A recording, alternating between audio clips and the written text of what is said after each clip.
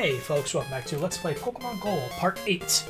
Last time we took care of the Slowpoke Well and our rival battle, and now we've got a gym battle on our way. So, the gym here is a bug gym leader. I'm not 100% sure how this is going to go. We have it's a pretty mixed up team. I don't think it's bad by any means. We've got the stuff. We got the tools. We got the potions. We got some poison cures. That's huge. Let's go take a look. We have 2 berries, 1 paralyzed heal, poison cure berry 1, paralyzed. Okay, so we have 2 paralyzed and 1 berry. Do we have any poison cures? No, we don't. Okay, but we do have a full heal, so that's 2 items we can use here. We want to go to the mart. Let's go see what the mart has. We haven't gone to the mart yet, anyways. So I think it would be so. Let's take a little break from the last video. I went outside and broke out the chainsaw. It's pretty cool. Glad that thing is kicking ass. Still, S-T-I-H-L, is that how you say it? Yes, I know what a great ball is. I have 3 of them. So, still chainsaw. It is pretty solid. I put some stabilizer in it, and it was chilling down in my basement for the winter. So 3 months. We got started though. Gave myself a nice little blister. Pretty cool with it. So, charcoal powers up fire type moves by holding. We could afford one. We have no fire type Pokemon though. That would help us blast through the bug trainer though. That's too bad. That's okay. Pokeball, potions, super potions, escape routes. We don't need that. Repel, antidotes, paralyze, flower mail. Not really what we're looking for here. Excuse me. I was hoping for a. Oh wait. I'm an idiot. Antidotes. Antidotes? I'm thinking the item is called something else. I'm an idiot. Alright, let's pick up a couple of these. We'll need these potentially for the forest as well, so... Excuse me. I was thinking like Poison Cure would be the name of the item. No, it's the antidote, so... Alright, now let's go take on some bugs. Anyways, what's going on with you guys? Yeah, dude. I'm not sure what type of stuff to drop down in the comments. Like, hey, what's your favorite bug Pokemon? May, you want to see the leader? We come first.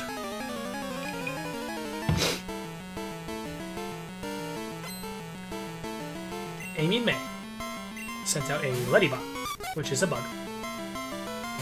And we're starting with Marie, so let's break out. Let's see if I still have it saved over here. Pokemon type chart. This is Gen 1. We need a Gen 2, don't we? Hang on. Let's do a quick pause. Alright, and we are back. Hopefully that was like a blip for you. So, I just went and downloaded a Type 2, excuse me, a Gen 2 type chart. Some small changes happen between Gen 1 and 2. I'm not going to break all that down right now. I just want to make sure that if I'm attacking a bug, that I'm getting some extra damage if possible. So, fire is good, ice is good, grass is good, and steel is good. We don't really have any of those types of moves. No worries. Fire, water, let's see. Fire... Now I'm thinking about this wrong. Where is it? Bug. Here we go. Okay. Grass does half damage. We don't want to use grass or fighting or ground. Not too bad. Okay. So we're kind of like, our specials are going to whiff on each other. So they'll do normal damage. What we're going to want to do then is just kind of battle it out a little bit. The ground is a little weak, so let's go with Totodile. Totodile and Spinarak are probably going to be our guys here. Mareep's not bad either.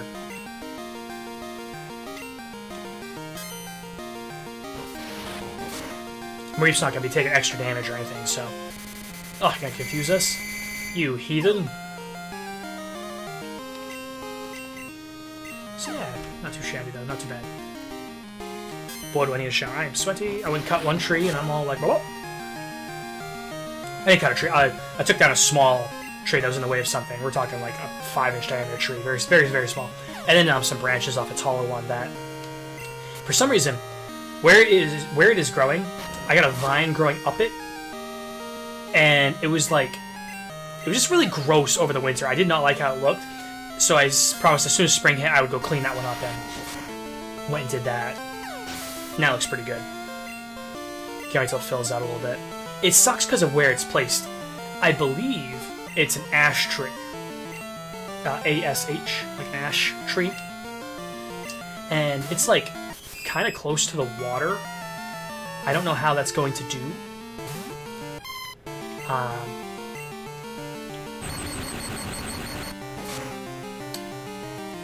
Shock, not bad. I critted, so. Anyways, I'm afraid that this tree is going to slowly kind of turn to mush.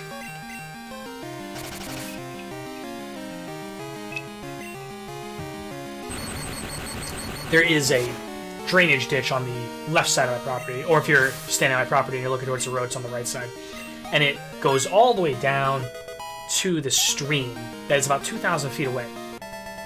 But it's not flowing. It's not like a heavy flow. It just kind of collects the water from my property, my neighbor's property, and the road. And slowly dumps it down into kind of a boggy area. So what I would like to do is have it funnel into the stream and flow away to help kind of drain the properties a little bit. But I certainly don't want to cause, like, the two properties to start folding in on themselves. Because we're talking, like, it's a pretty... I have 15 acres. If I do this wrong, and I start draining the water wrong, like, we're talking about a lot of potential damage. Right now, the water pools into, like, a wetlands. And it takes up, we'll throw a rough number, about 1/3 of my property. So I can't use it to grow. The trees are going to be mushy. They're also young trees. And as they grow and their roots grow, they might suck up more of the water naturally. That is good, basically. Gotta give it time. Good job, Marie. And so I'm not 100% sure what to do with that part. But I want a path going out backwards to the water. Like, I'm on the waterfront. I want to be able to use that. And I gotta figure out how to best tweak that. Which is going to involve slowly building up a trail up above the water so it drains and not causing significant damage to the point where I'm hurting the property. Or worse, the stream. Now, where I'm at, I'm not using pesticides. I'm not using, like, harmful chemicals, anything like that, so that's not going to go down the stream. And it's got 2,000 feet to go. Plus, based on the water table, it's going to soak into the stream anyways. Eventually. What I don't know is upstream. Like, I don't know what my neighbors are doing with their land. No idea. They could be spraying, they could be doing oil changes and dumping in the dirt. No idea. And if I let that water flow through, it's going to contaminate my land as well as the water. And, yeah, so I'm from Maine. Right now I'm living in central Maine and bought a home and I like it. I plan for it to be permanent. If you know anything about the stuff going on in central Maine, and you can look this up, there were a lot of farms and factories in the area that were using forever chemicals, they're called, that are basically permanently damage the lands to the point where you can't grow commercial crops on them anymore. It will be harmful to somebody at some time. I'm not in that one of those spots, thank goodness. Doesn't mean my neighbors up the road aren't. Can't prove those things. It takes a long time and a lot of testing to prove that stuff. Spinnerac's not going to do much against this guy. Let's try Constrict. Okay, Constrict is like Wrap. And it did not do much. So, yeah, just interesting stuff, And what I want to do is slowly groom the property, get some stuff growing. I work a 9 to 5, so I don't see myself like becoming a full-fledged farmer by any means. Wish I could, but I don't know anything about that.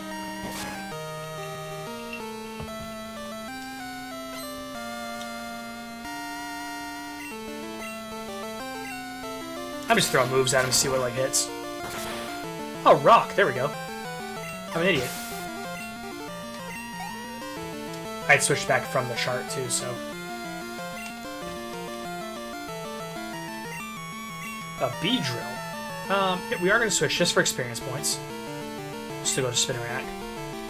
Just gotta spread those out, but if Geodude could handle these guys, then great.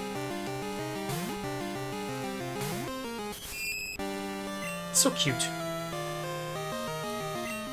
What are your thoughts on a tarantula? If you got to this point in the video, drop a comment. What do you think about tarantulas? Would you get one? Would you keep one as a pet?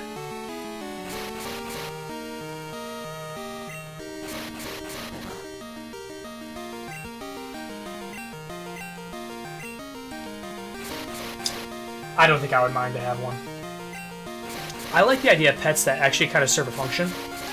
So, I've been considering getting an ant farm.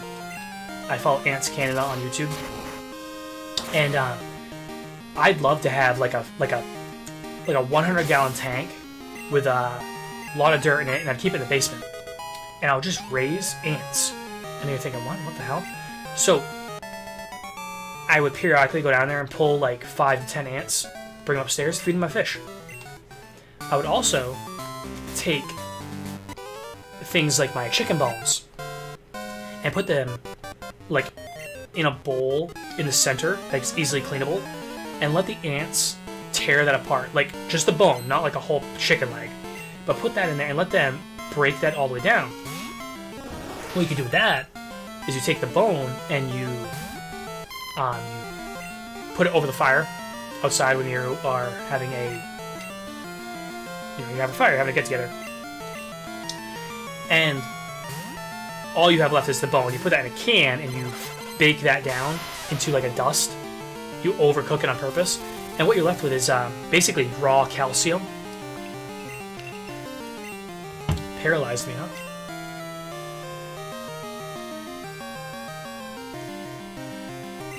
I'm gonna use the berry first, and the reason is berries you can't sell.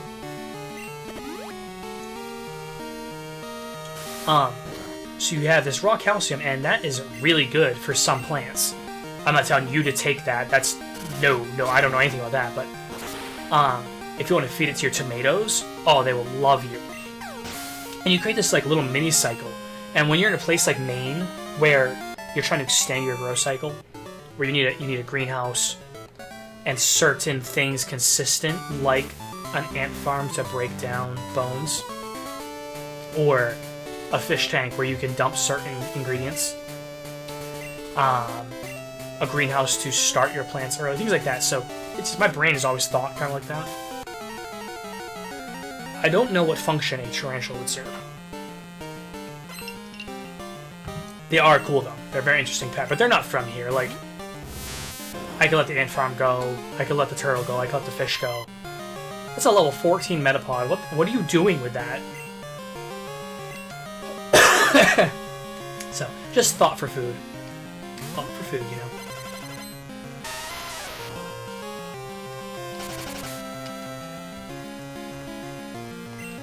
Lowered my speed, huh? We'll take this! So we're fighting Bugsy. Right, is this Bugsy? Leader Bugsy, yep. And it's got a Metapod and a Kakuna. We come up next.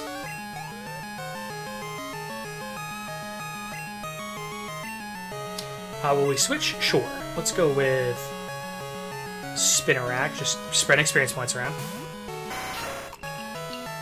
Oh, a Scyther. Jumped right to Scyther. Okay. That's okay. We're alright with that. Because we got Geodude. We're fine. Scyther is, like... I love Scyther. I usually play them when I can catch one. I'm hoping to get one in red.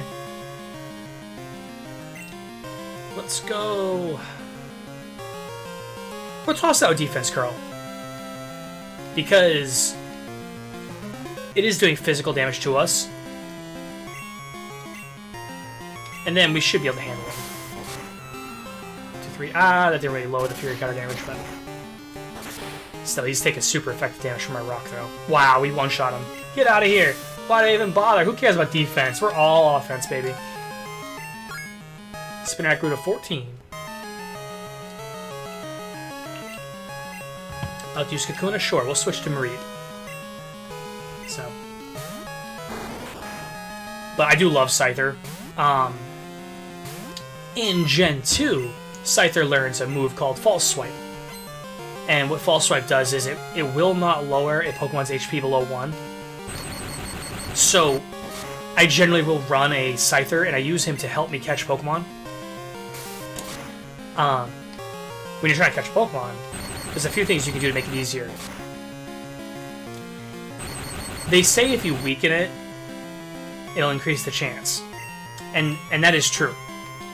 If you can get the Pokemon down to under 50, you get like a under 50%. You get a small percent bonus chance to catch them. However, what gives you the biggest boost is a status effect. A status effect. It does not have to be sleep. It doesn't have to be paralyzed. It could be poison. It could be burn. Those ones are, you know, not as useful because you're afraid that you're going to kill the Pokemon. You're trying to catch it. Up to level 30 will obey us. Good, because we can trade from red now. TM49. What does that teach us? Contains a Fury Cutter. If you don't miss, it gets stronger every turn. The longer your battle goes, the better it gets. Isn't that great? Wicked cool. We'll have to look that up, because that might be good to give Spinnerack. I'm not sure Spinnerack can learn it. So, anyway, so a status effect, though, gives you a bigger boost, and it could just be as simple as poison.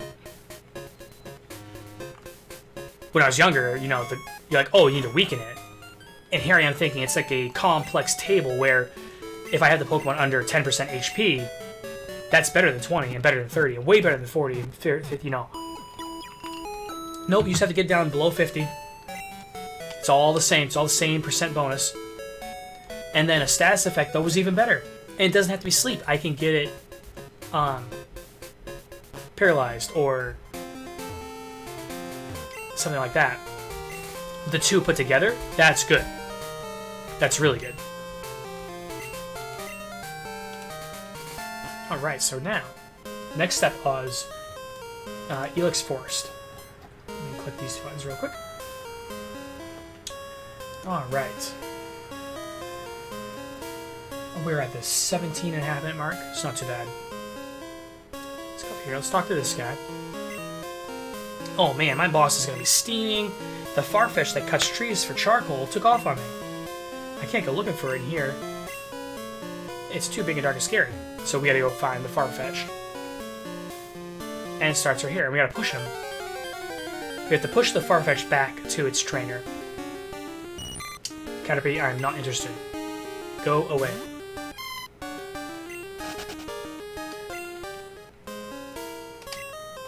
So if you press A, he'll go, and he'll run away. Now, he ran that way, so let's go this way, so we can push him back down. We'll pick up this item while we're here. Revive. Ooh, that's good. Might need one of those. And we're moving right along.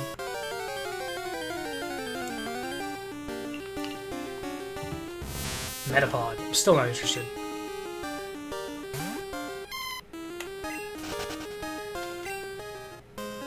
And we'll come up this way.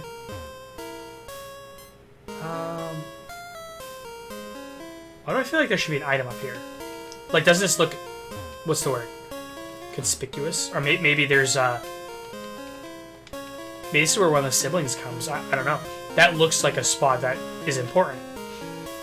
So we'll come down and we'll click here. Oh, actually, we'll start a battle.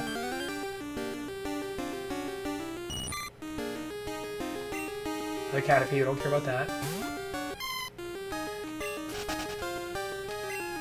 Alright. Quah! And he runs down. Good, good. So now, this should push him down, so... Good, good. So he runs down.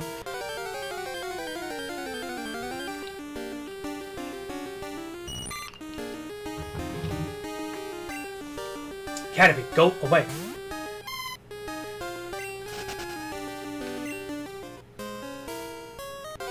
Gosh darn it.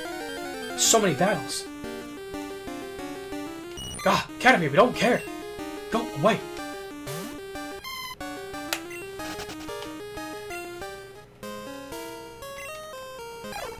And off you go. Oh, bloop, there he goes. And then up we come, and hey, we're reunited. Hey, thanks a whole bunch. My boss's Pokemon won't obey me because I don't have a badge. Oh, but we do. Nice. Anyways, you found it for us, kid. Without it, we wouldn't be able to cut trees for charcoal. Thanks.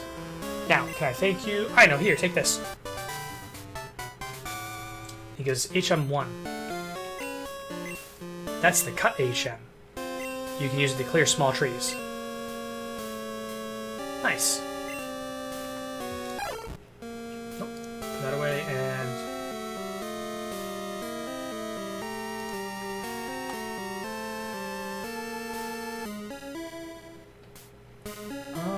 hang on.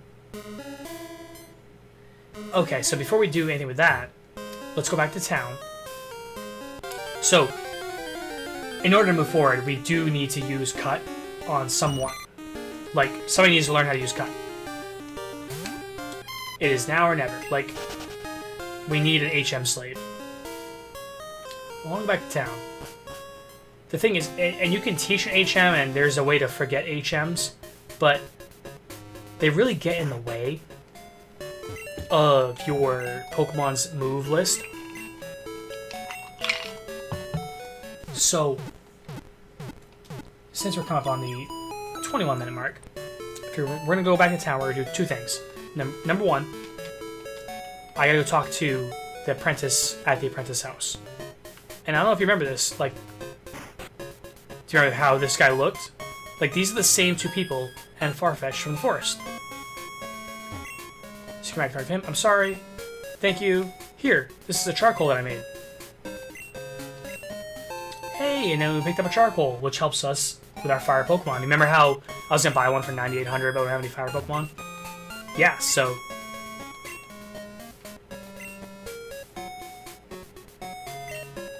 And that's the Farfetch'd. So that's how you get a free charcoal and save 10,000 Poké Dollars. Number two, and I'm going to do this off screen. We need to figure out what Pokemon we're going to use for cut. And I might need to go catch another one, which I'll actually do on screen, of course, but let me pause and end the video here, and I'll come back with some thoughts on what Pokemon's going to be our first HM slave. And it might suck. It might be like, oh, go get a Rattata, teach it cut, use it, and dump it. Hey, it's the truth. Or a Spearow. That might be a good choice. Something like that. So, anyways, folks, until next time, take care.